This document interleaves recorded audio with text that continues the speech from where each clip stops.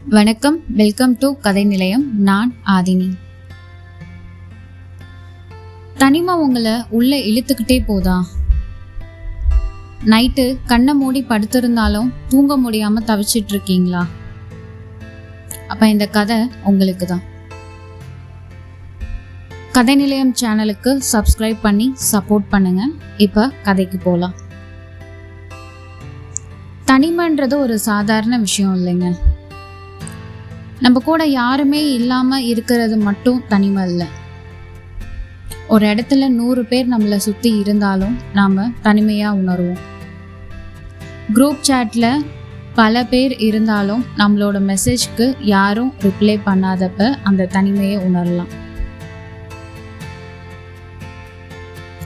ஆனா இதுல உங்களோட தப்பு, உங்களோட பலவீனம் அப்படின்ட்டு எதுவுமே இல்லைங்க.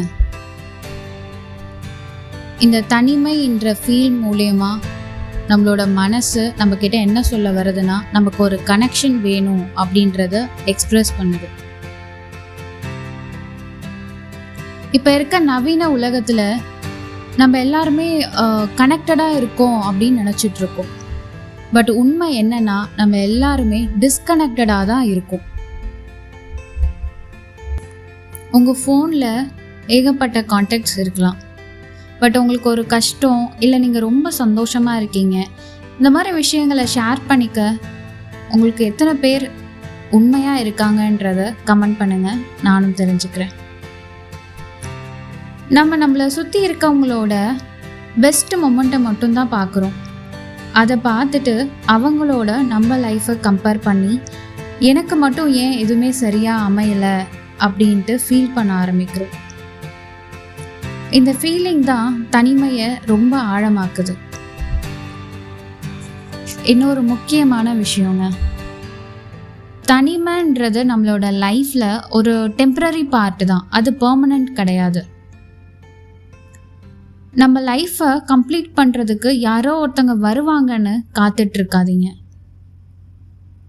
உங்களோட லைஃப் நீங்க தான் வாழ்ந்தாகணும். நீங்க தான் எல்லா பிரச்சனைகளையும் ஃபேஸ் பண்ணி ஆகணும். நீங்கள் உங்கள் கூட டைம் ஸ்பெண்ட் பண்ணுங்க. உங்கள் கூட நீங்கள் பேச ஆரம்பிங்க. உங்களோட செல்ஃபை லவ் பண்ணுங்க. அப்போவே உங்ககிட்ட இருந்து தனிமை கொஞ்சம் கொஞ்சமாக விலக ஆரம்பிச்சிடும். இப்போ இந்த தனிமையிலிருந்து டைவர்ட் ஆகிறதுக்கு உங்களுக்கு ஒரு சில டிப்ஸ் சொல்கிறேன். இந்த ஸ்டெப்ஸ் எல்லாமே என்னோட வாழ்க்கையில் எனக்கு ரொம்ப உதவியாக இருந்தது. அதை நான் உங்கள் கூட ஷேர் பண்ணிக்கிறேன். ஸ்டெப் 1, ஒரு 20 நிமிஷம் ஃபோன் இல்லாமல், மியூசிக் இல்லாமல் நடந்து பாருங்கள்.